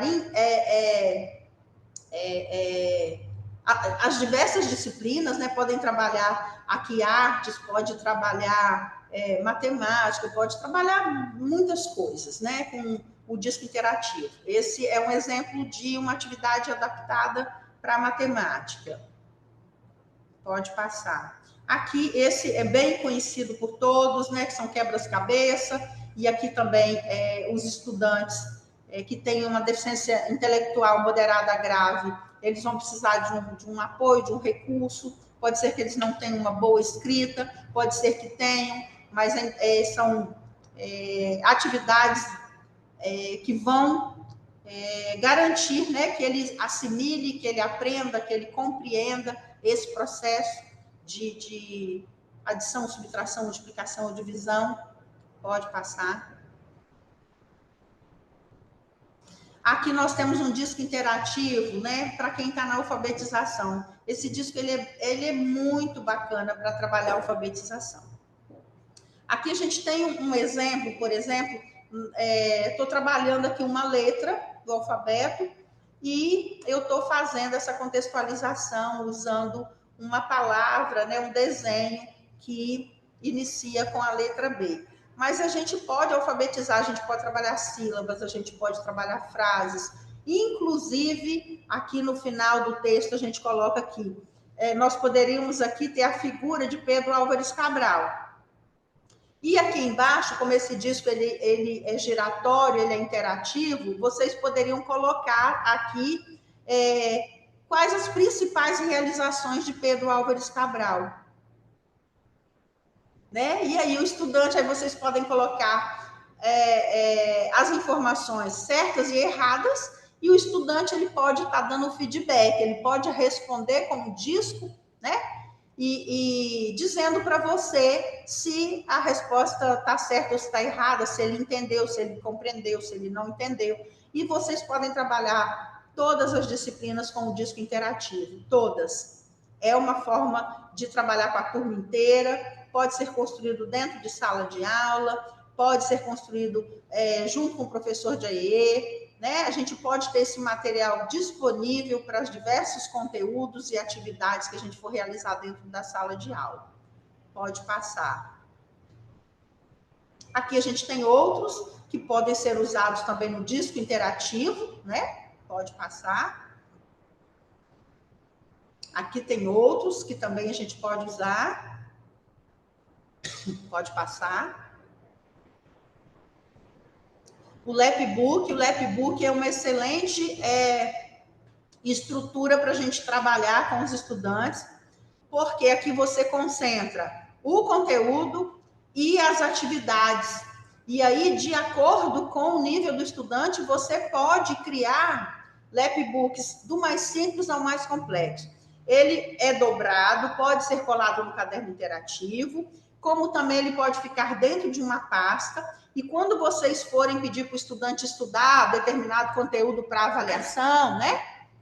Ele já pega o Lapbook daquele conteúdo que já está tudo pronto, aqui dentro já tem um conteúdo, já tem atividades, né? Já tem figuras, é visual, o aluno consegue, né, aprender dessa forma, e para o aluno que não tem a escrita, também é uma forma de registrar, você vai compreender se ele está entendendo o conteúdo, se ele consegue fazer assimilação, e aqui ficam os registros para você poder avaliar os percursos deste estudante. Pode passar. Aqui nós temos outros Lapbooks, né? A gente tem de gêneros textuais, a gente tem, aqui foi dos símbolos pascais, né?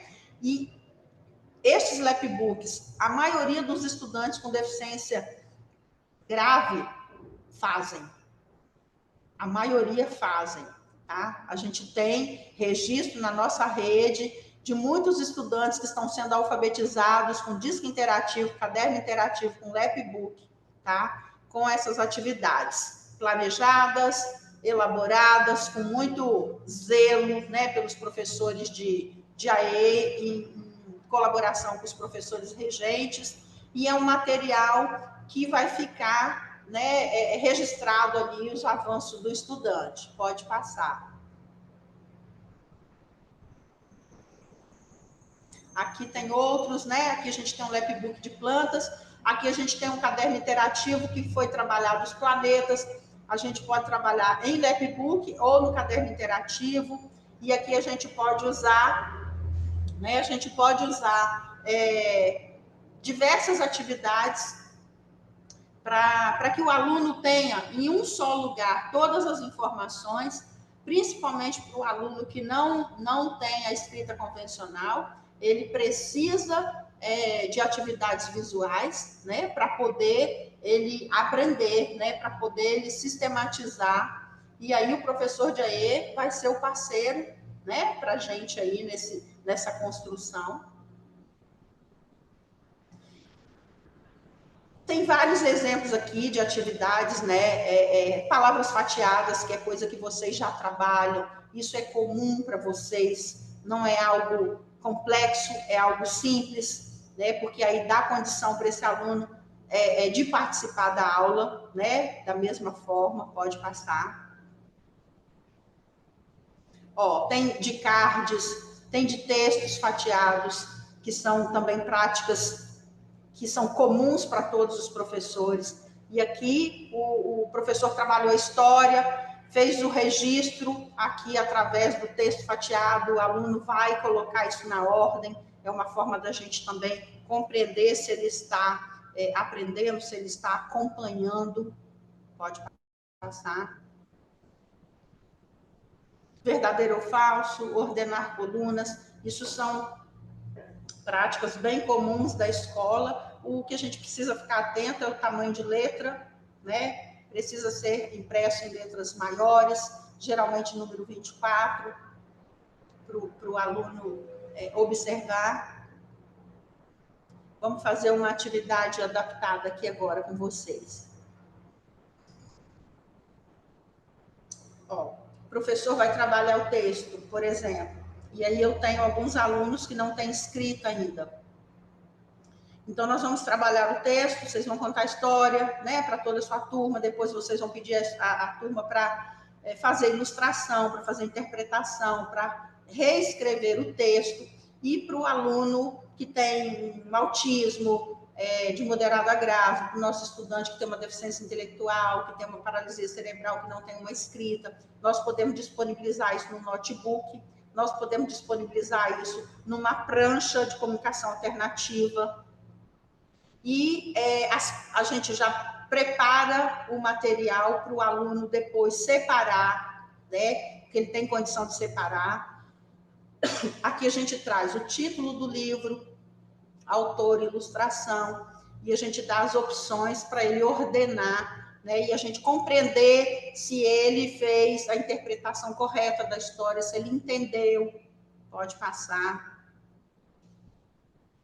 Onde aconteceu, quanto, em que tempo, né, a parte que ele mais gostou, essa história pode acontecer na vida real, e aí, assim, cada professor vai usar a sua criatividade, é lógico, que vocês vão dar complexidade de acordo com a turma, com a série, com as atividades, né, com o conteúdo que está previsto. Isso são apenas sugestões de atividades que podem ser adaptadas a partir de um currículo adaptado para que esse aluno que tenha deficiência tenha acesso a esse currículo. Pode passar.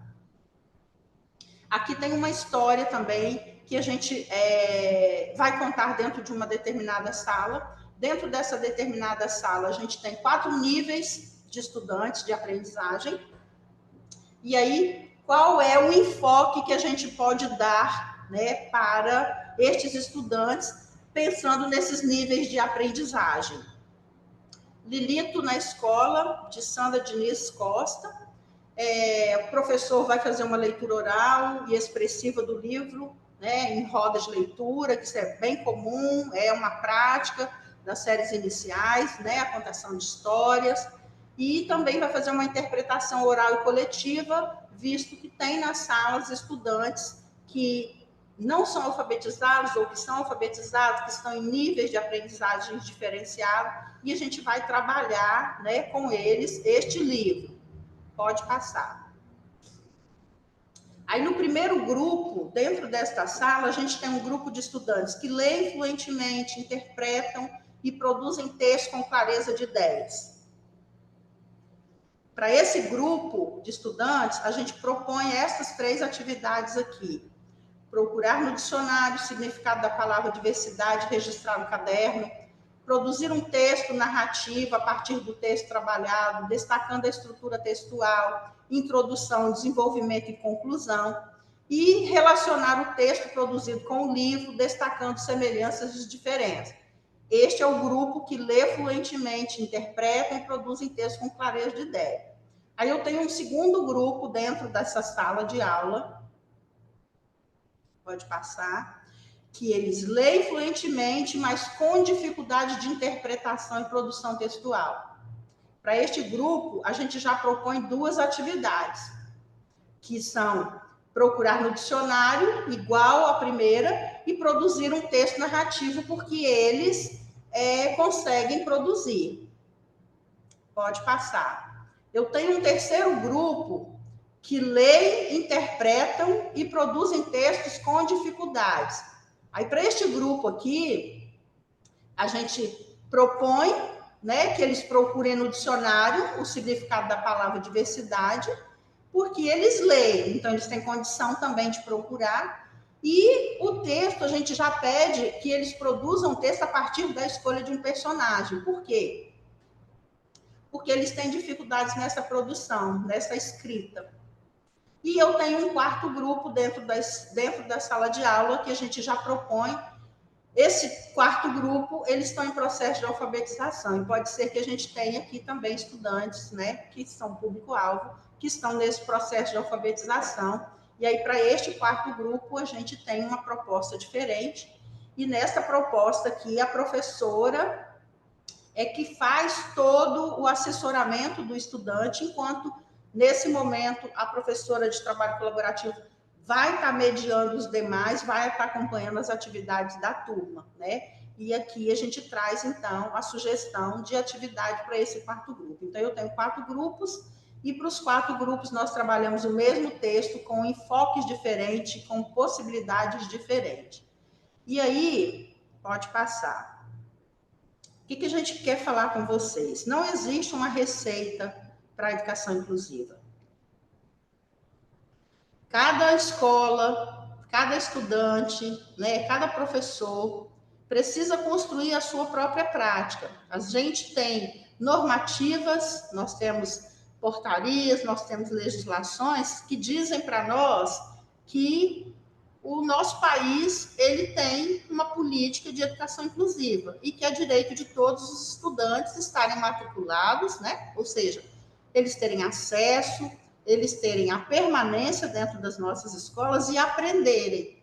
Acho que o nosso desafio é qual é a melhor metodologia, qual é a melhor estratégia para a gente trabalhar com todos os estudantes, inclusive os estudantes público-alvo da educação especial, para que eles aprendam, né? Para que eles aprendam. Isso é o importante, é o que precisa ficar claro para nós. E cada dia vocês vão descobrir, né, uma forma diferente deste estudante aprender. O que a gente não pode perder de vista é que é direito dele de aprender, que é direito dele estar dentro da nossa sala de aula, que é direito dele ter o profissional de educação especial ali, junto, contratado, tanto para o trabalho colaborativo, quanto para o contraturno, e aí os municípios se organizam de forma diferente, né? Mas é importante que exista esse profissional e que esse profissional seja o parceiro de vocês, que esse trabalho, de verdade, aconteça dentro de todas as salas de aula. E que a inclusão é um desafio de melhoria da qualidade da educação básica. Para que os alunos com e sem deficiência possam exercer o direito à educação em sua plenitude, é indispensável que a escola aprimore suas práticas, a fim de atender às diferenças, né? Então, cada professor, com a sua turma, com a sua equipe, com os profissionais especializados, vão compreender qual é a melhor estratégia, né, para garantir o direito destes estudantes na escola pública. Dizer ainda para vocês que o estudante da educação especial, o financiamento dele, né, hoje esse estudante, a matrícula dele custa para nós R$ 6.587, e no cômputo duplo, que é no atendimento educacional especializado, né, se ele tem matrícula na sua escola e se ele faz o atendimento educacional especializado na sua escola, nós recebemos o cômputo duplo, né? A sua rede municipal, né, assim como a nossa rede estadual, recebe o cômputo duplo. Então, esse estudante hoje, né, para as nossas redes, ele vale, o financiamento dele é em torno de R$ 13 mil por ano. Então, a gente recebe uma quantia importante, significativa, para a gente implementar as melhores políticas inclusivas dentro das nossas redes de ensino. Formação de professor é importante, material pedagógico acessível é importante, tecnologia assistiva é importante, mas o mais importante de tudo isso somos nós, os professores, né? Nós entendermos que é direito e que nós somos os melhores especialistas para ensinar a todos. Tá? O meu muito obrigado. E agora a gente tem um quiz, né? Para fazer uma verificação da aprendizagem agora de vocês. E depois a gente abre aí para as perguntas, né? Para as questões que vocês colocaram aí no chat. Beleza, Giovanni. Muito obrigado aí pelas palavras. Giovanni, vamos fazer então esse quiz de verificação da aprendizagem. O pessoal aí pode escanear o QR Code ou então entrar no site www.mente.com e digitar o código, né, que está aqui ó, na tela, né? 85695873, certo? Aí vou dar uns minutinhos para o pessoal ir respondendo, depois a gente apresenta as respostas deles. E a gente vai comentando essas respostas. Tá bom, Giovanni? Pode ser assim? Pode ser.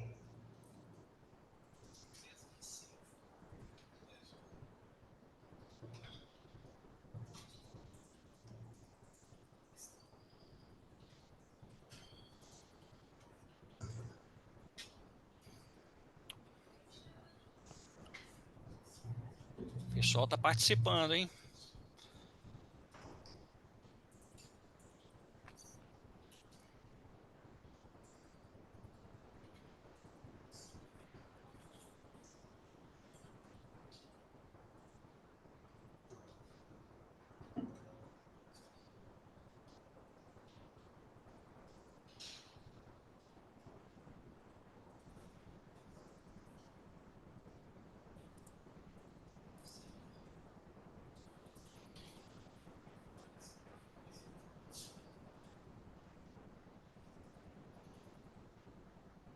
Vamos projetar, Giovanni? O que você acha? Podemos. Vamos ver, hein? Opa! Então, o que acontece? A questão 1 aí, ó. No contexto brasileiro, a educação especial consiste numa política educacional voltada para estudantes que tenham dificuldades de aprendizagem, numa modalidade de ensino que perpassa todos os níveis de ensino, num tipo de ensino já ultrapassado em desuso, ou numa política educacional a serviço da educação inclusiva.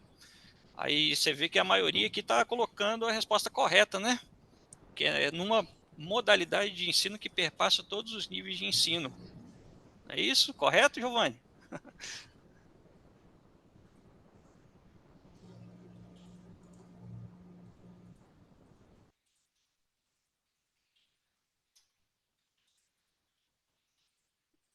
Beleza? Vamos passar para a segunda, então?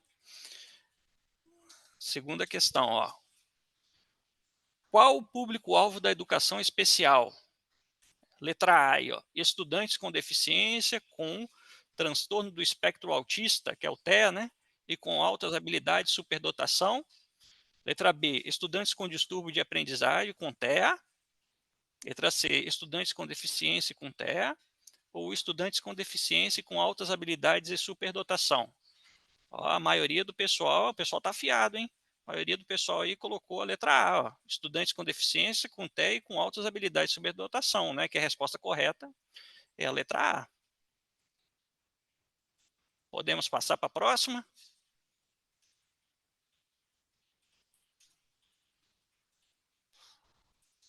Ó, a questão 3 aí, ó. Qual o paradigma educacional assumido pela atual política brasileira para atendimento às diferenças? Letra A, ó, paradigma integrador.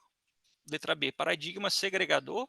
Paradigma excludente ou paradigma inclusivo? Ó, a grande maioria colocou aí o paradigma inclusivo, né? a maioria acertou aí, ó. Nós temos quase 300, mais de 300 respostas aqui, ó, no paradigma inclusivo. Podemos passar para a próxima.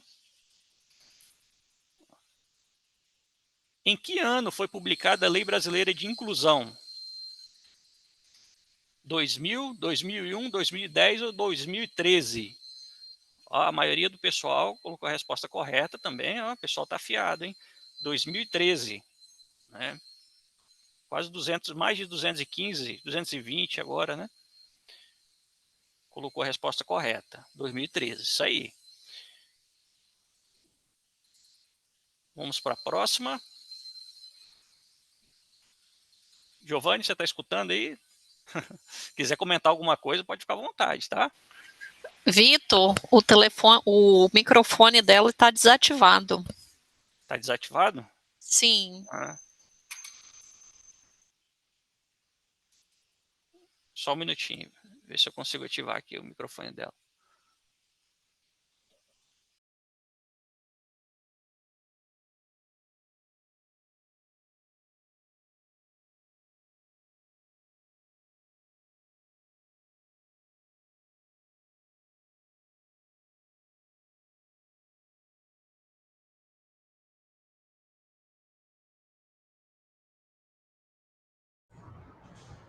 Agora sim.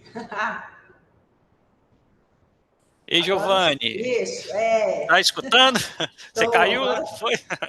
É porque a internet daqui caiu, quando eu entrei de novo, aí já ficou... Não, tá tranquilo. Beleza.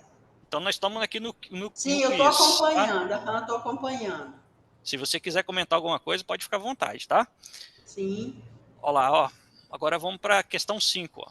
O objetivo da sala de recursos multifuncionais é: letra A, adaptar atividades para os estudantes com dificuldades de aprendizagem. Letra B, apoiar os professores da sala regular na inclusão de estudantes com deficiência, TEA e altas habilidades e superdotação. Letra C, atender às necessidades educacionais de todo e qualquer aluno que manifeste dificuldades para se inserir na escola. Ou letra D, preparar material pedagógico para os professores. A gente pode observar aqui, Giovanni, que a maioria acertou, né? A maioria colocou aí, ó, a letra B, ó, apoiar os professores da sala regular na inclusão de estudantes com deficiência, TEA e altas habilidades de superdotação. O pessoal estava prestando bastante atenção na sua palestra, hein? É a prática, já estão acostumados. É a prática, né? É a prática, Uhum. isso aí. Vamos para a última questão. Questão 6 aí, ó.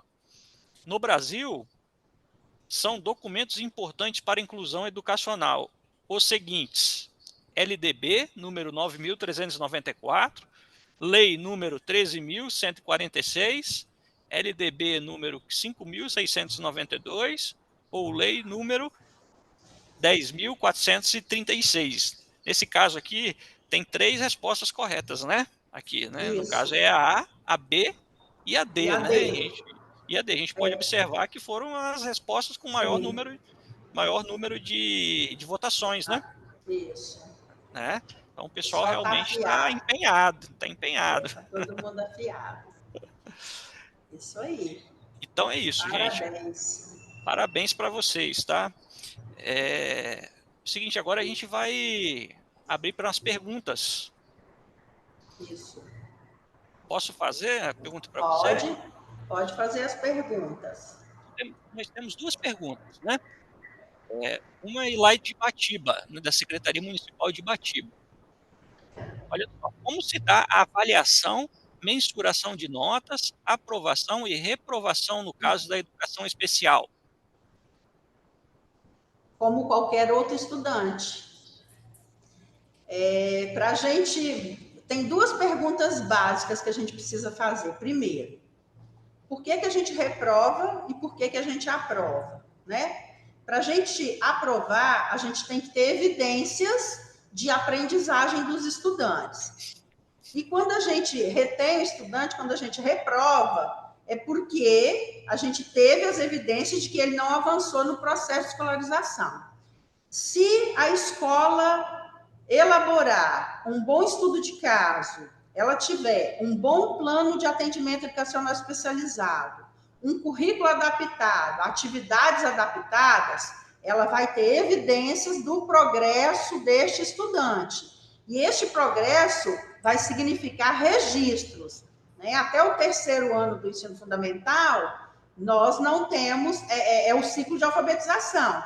No terceiro ano é que a gente coloca nota, não é isso? É quando o aluno pode ficar retido ou ele avançar de uma série para outra. Então, o professor, toda a equipe da educação especial da escola precisa ficar atento a tudo isso.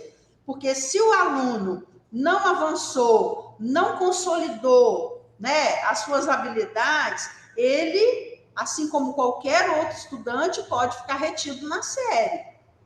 Agora, se a escola não fez o papel dela, não cumpriu com aquilo que ela deveria ter, né, cumprido, se ela não proporcionou a esse estudante tudo que ele tem direito, aí ela precisa repensar por que ela vai reter o aluno, né? E aí vai reter o aluno, no ano seguinte vai fazer diferente ou vai fazer igual? Então, assim, são questões muito particulares que a gente precisa discutir dentro da escola a partir de uma análise do que está sendo feito ou não para esse estudante.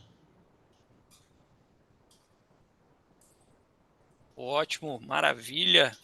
Beleza. Giovanni, na verdade, só tinha essa pergunta, né? Ok. Uma outra aqui foi só um comentário, né? Um agradecimento, né? Da Vanes, né? Falou que foram realmente informações esclarecedoras. Parabéns a Giovanni e toda a equipe Cefop, aí eu incluo também a equipe Gerco, né? Que está por trás disso daí, né? É uma ação coletiva É uma aqui, ação né? coletiva, né? Cada um faz um pouco, né? Que somando, né? Dá um resultado muito satisfatório, né? Entendeu? Então, gente, a lista de presença está aí, está projetado, né? Não deixem de, de votar aí na lista de presença, entendeu? Então, eu só queria, como é o nosso último encontro formativo, né? Eu gostaria de agradecer a todos e a todas, né? Os envolvidos, né? A Gerco e na pessoa da Rita, da Sueli, do Saulo, aos coordenadores do PAIS e aos cursistas, a Giovanni, né, pela brilhante palestra, né, hoje à tarde com a gente, né, e de manhã também, né, esteve com a gente, e as minhas colegas aqui do Cefop, na pessoa da Tatiana e da Marcela, que também estão aqui no apoio, né. E eu queria lembrar vocês, né, que as atividades dos tópicos 1, 2 e 3, elas ficarão abertas até o dia 30 de outubro. Então não deixe para a última hora, tá, gente? Vão lá e façam a postagem nos fóruns de discussão e o grupo de discussão, a evidência do grupo de discussão, né? E as atividades do tópico 4 ficarão abertas de hoje até o dia 6 de novembro, né? Façam as postagens, né, direitinho lá e além dos fóruns, né, também a postagem do relato de experiência, tá? Gostaríamos também de informar a vocês, né, na verdade um lembrete, né, de responder à avaliação final que está no último tópico da plataforma. Comente lá e dê sugestões para que a gente possa aperfeiçoar as próximas formações, tá? O feedback de vocês é muito importante para a melhoria do processo formativo nosso, tá joia? Gente, eu acho que é isso. Se a Rita, Sueli, alguém quiser falar mais alguma coisa, Vitor, pode vou ficar à só me vontade. despedir aqui, tá? Agradecer às equipes envolvidas aqui nesse processo formativo. Ele é muito importante, é de extrema potencialidade, vamos dizer assim. Ele potencializa muito o trabalho de todos, né, envolvidos, das redes, e me colocar à disposição para os municípios, né? A nossa assessoria, ela está à disposição para contribuir, para ajudar naquilo que for possível, para dialogar, para orientar. Nós temos as diretrizes, né, elaboradas em 2023, que elas são muito potentes para o nosso trabalho, que elas podem nortear, né, o trabalho aí de alguns municípios, dos que desejarem, lógico, né, que quiserem entender um pouco melhor, quiserem dialogar melhor conosco, nós estamos à disposição. E muito obrigada por tudo. Uma boa tarde a todos. Nós que agradecemos, Giovanni. Muito obrigado mesmo, de coração. Queria saber se a Carol, a Caroline, nossa gerente aqui, ela quer levar uma palavrinha? Quer falar alguma Ei, coisa, Carol? Vitor, tudo bem? Tudo bem? Fica à vontade. Tá me ouvindo bem? Estamos escutando. Então tá, vou falar bem rapidinho, né? Que a gente já tá se despedindo, mas eu estava em outra agenda e eu queria entrar aqui mesmo para poder agradecer, né? Eu passei de manhã na turma da manhã. E aí, Giovanni, agradeço a você, como fiz o agradecimento no período da manhã, né? Acho que é muito realmente a palavra potencial que você trouxe agora, acho que resume muito do que a gente está fazendo, né? Então, eu te agradeço mesmo, né, a sua disponibilidade em passar aqui uma manhã e uma tarde com a gente, trazendo essa temática que é muito relevante, muito significativa, né, para as práticas, para a gente fortalecer as práticas docentes aí nos anos iniciais, né? Acho que esse diálogo e essa troca, né, com os professores e pedagogos que aqui estão, né, juntos com seus pares aí, trocando e compartilhando mesmo, e que vão levar, né, essas discussões ricas para suas escolas, né? Então a gente está impactando aí muitos profissionais e muitas escolas espalhadas pelo nosso estado todo. Agradecer, né, as superintendências e os coordenadores do município. Eu fiz esse agradecimento de manhã e quero, né, reforçá-lo aqui agora à tarde, né? Sem vocês essa ação não seria possível, né? Esses são nossos braços aí, direitos e esquerdos, nossa parceria, tanto nas superintendências quanto nos municípios, tá bom? E agradecer aos nossos cursistas, né? Você, professor e pedagogo, que se dispôs a estar com a gente nesse processo formativo, né? Se dispôs a se deslocar da sua casa, do seu trabalho, para estar nos polos, para que a gente pudesse fazer essa troca, para a gente pudesse, né, fazer essas discussões, tá bom? Então, a gente agradece muito por toda a dedicação e todo o empenho de todos os envolvidos aqui, a equipe da Gerco, né, pela parceria aí com o Cefop. A gente trouxe diversas especialistas aí, né, outras inclusive aqui da secretaria, como a Giovanni está aqui representando aí a CEB, né, a Secretaria de Educação Básica, então a gente teve aí outros também com a gente, tá bom? Então, acho que é isso, acho que a ideia, né, de fortalecer a prática dos professores, esse diálogo aí entre professores e pedagogos, a gente poder impactar diferentes áreas, né, diferentes realidades, porque a gente tem aí escolas com contextos diversos, acho que isso é muito significativo, tá bom? E aí reforço, né, como o Vitor trouxe, o processo formativo ele não acaba aqui, né? Tem aí os materiais, as atividades lá na plataforma para que a gente possa concluir essa nossa trilha, né? Acho que a oportunidade aí dos cursistas que perderam o prazo lá na atividade 1 ou 2 ou 3, né, de retomarem as atividades, tá bom? Faça uma conferência para ver se vocês conseguiram cumprir aí todo o nosso percurso formativo, para que a gente tenha consiga certificar, né, aí a maioria de vocês, tá bom? Eu espero realmente que vocês tenham aproveitado.